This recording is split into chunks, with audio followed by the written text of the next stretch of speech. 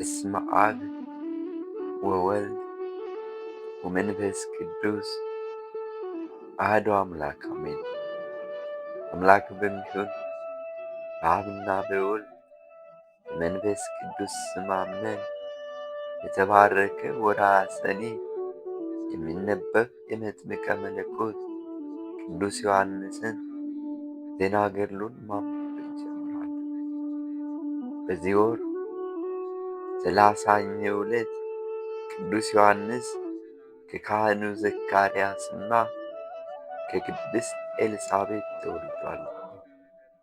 አምላኩ መድኃኒነ ክርስቶስን በውኃ ያጠምቅ ዘንድም የተገባው ቃለ ዓዋዲ መጥምቀ መለኮት ቅዱስ ዮሐንስን በረከተ ጸሎቱ ከአገልጋዮቹ ከሕዝበ ክርስቲያኑ ጋር ይሁን ለዘላለሙ አሜን።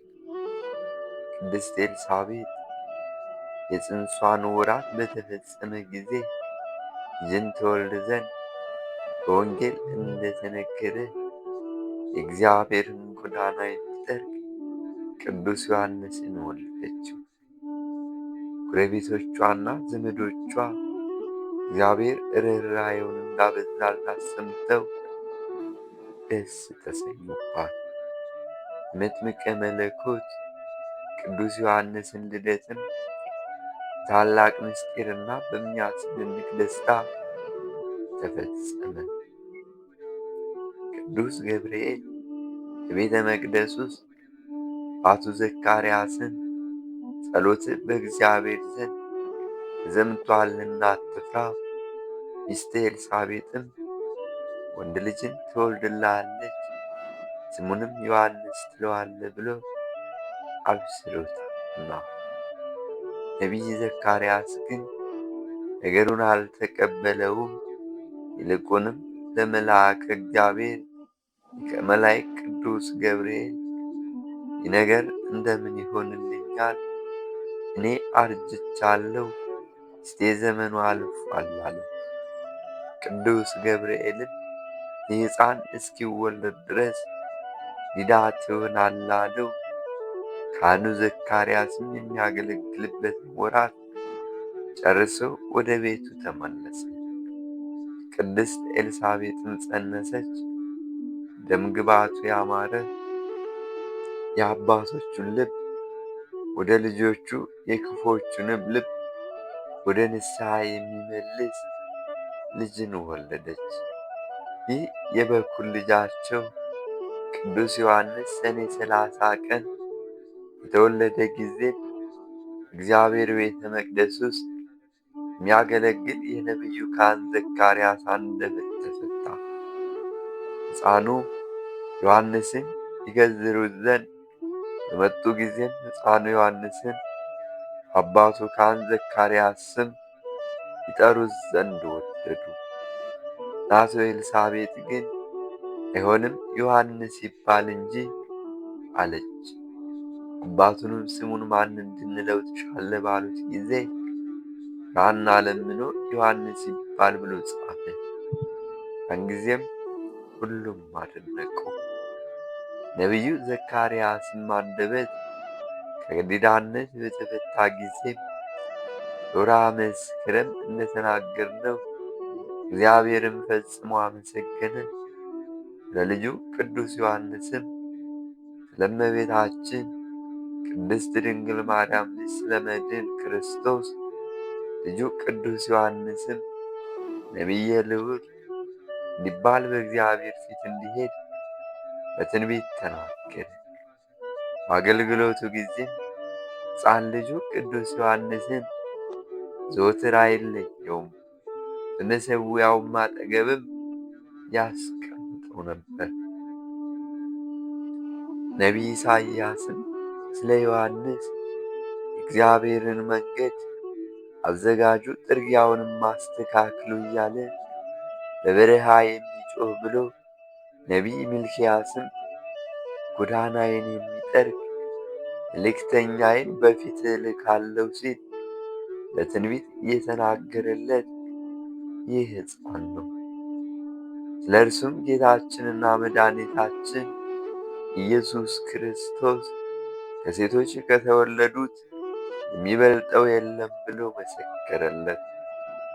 ነቢየ ልዑል አዋጅ ነጋሪ፣ ጎዳናን የሚጠርግ ካህንና ሰማዕት፣ ነቢይና ሐዋርያ የሆነ ቅዱስ ዮሐንስ የዓለም መድኃኒት ክርስቶስን ባጠመቀው ጊዜ የማትገሰስ ቅድስት ራሱንም በዳሰሰው ጊዜ የምወደው የምወልደው ልጄ ነው፣ እርሱንም ስሙት የሚል የአብን ቃል ሰማ። ዳግመኛም መንፈስ ቅዱስ ሲወርድ ምስጋና የባሕርዩ በሆነ ጌታችንና መድኃኒታችን አምላካችን ኢየሱስ ክርስቶስ ራስ ላይ ሲያርፍ እማየ። አሁን በእውነት ነቢየ ልዑል ቅዱስ ዮሐንስ ብዙዎች ነቢያት፣ ጻድቃን ያዩት ዘንድ የተመኙትን መንፈስ ቅዱስ ሲወርድ አየ። ብዙዎች ይሰሙት ዘንድ የወደዱትን የአብን ቃል ሰማ።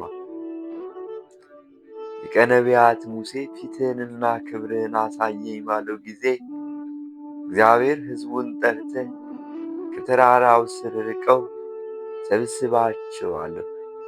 ነቢይ ሙሴም ጠርቶ ሕዝበ እስራኤልን በሰበሰባቸው ያን ጊዜም ነጎድጓድና መብረቅ፣ ከባድም ደመና፣ እጅግም የበረታ ነፋስና ደመና ሆነ። ምድርና የሰማይ ኃይልም ተነዋወጸ። እስራኤል ልጆችም እጅግ ፍርሃትን ፈሩ። ነቢየ ሙሴንም እኛ ወደ እርሱ እንቀርብ ዘንድ አንችልምና ሂድ፣ አንተ እግዚአብሔርን ጠይቅልን አሉት። ከዚህ በኋላ ሙሴ ትቷቸው ወደ ደመናው ውስጥ ገባ። ከሚነድ የእሳት ደመና ውስጥ ትንሽ ብርሃን በፊቱ ተስሎበት ነበር። ነቢየ ሙሴም ፈርቶና ደንግጦ በግንባሩ በምድር ላይ ወድቆ በፊትህ ባለሟልነት ካገኘሁት ፊትህን አሳየኝ አለው። እግዚአብሔርም ለአገልጋዩ ሙሴ ሰው አይቶኛ አይድንም፣ በአምሳለ መብረቅ የተገለጸ ትንሽ ብርሃን ስታይ የወደቅ ፊቴን ባየ ጊዜማ ፈጽመህ ትጠፋለህ አለው። እኛ ክርስቲያን ግን አምላካችን ወደ እኛ መጥቶ ከንጽሕት ቅድስት ድንግል ማርያም ተወልዶ በዮርዳኖስ ወንዝ ነቢይና ሰማዕት በሆነ መጥምቁ ቅዱስ ዮሐንስ እጅ ሲጠመቅ ከኃጢአት ጉድፍ አንጽቶናልና ከእርሱ ጋር ሳለንም በጆሮአችን ሰማነው፣ በዓይናችንም አየነው። ይኸውም በዳዊት አድሮ ትንቢት ያናገረ በዮሐንስ ለመጠመቅ የወደደ በገሊላ አውራጃ በቃና ውሃውን ወይን ጠጅ ያደረገው ጌታችንና መድኃኒታችን አምላካችን ኢየሱስ ክርስቶስ ነው። በጥምቀት ጊዜም ከመንፈስ ቅዱስ የተወለድንበት ነውና በደስታና በሐሴት መንፈሳዊት በዓል አድርገን ልንደሰት ይገባል። ይህ ጥምቀት ጌታችን መድኃኒታችን ኢየሱስ ክርስቶስ በመጥምቁ ቅዱስ ዮሐንስ እጅ ተጠምቆ የሰጠን ርስታችን ነው። ይህ በዓለ ጥምቀት ጨለማን ያስወገደ ነው። ይህ በዓለ ጥምቀት ከሞት ግዛት ነፃ አውጥቶ የብርሃን ልጆች ያደረገን፣ እባብ ሰይጣንን ራሱን የቀጠቀጠ ናላውንም የፈጠፈጠ ሲኦልንም የመዘበረ ጠላት ዲያብሎስን ኃይል አሸንፎ የእግዚአብሔር ልጆች እንሆን ዘንድ ያደረገን ነውና። እንግዲያውስ የእግዚአብሔር ልጆች ሆይ ከእናንተ ማንም የክብር ልብስን ያለበሰ አይኑር። የክብር ልብስን በአብና በወልድ በመንፈስ ቅዱስ ስም የምንለብሰው ጥምቀት ነው። በተጠመቃችሁ ጊዜ ድሆችን፣ ዕውራንን፣ የተቸገሩትን ሁሉ ሰብስቡ። ይህም ባሪያም ቢሆን ገልጋይም ቢሆን ባለጸጋም ቢሆን ድሃም ቢሆን ከአሕዛብ ወገንም ቢሆን ሐዋርያው ቅዱስ ጴጥሮስ በአራት ወገን የተያዘ መጋረጃ ወደ ምድር ሲወርድ በውስጡም የነበረ የሚንቀሳቀስ ንጹሕና ርኩስ ምግብ እንዳሳየው ባለመለየት ነው። እናንተም ነውረ ሥጋ ያለበትን ሰው ክርስቲያን መሆን ቢወድ መጠመቅን አትከልክሉት። አስቀድሞ ወንጌልን አስተምሩት እንጂ ከመጠመቅ በኋላም ክፉ ሥራውን ይተው ዘንድ ሕገ ክርስትናንም አስተምሩት።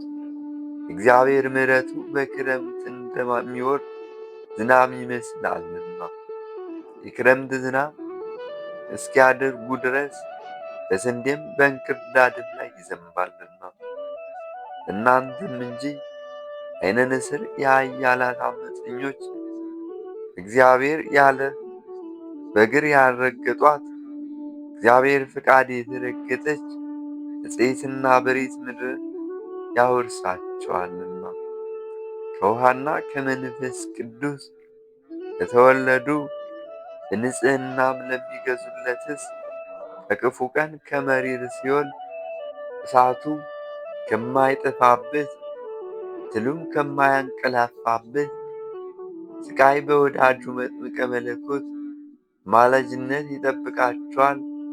ከበረች የአማላጅነቱ ወደ ርስታችን ገነት ተድላ እንገባ ዘንድ በልዑል እግዚአብሔር ፈቃድ ዋጋ የሆነችን የመጥምቀ መለኮት ቅዱስ ዮሐንስ በረከተ ጸሎቱ ከሁላችን ጋር ይሁን ለዘላለሙ አሜን።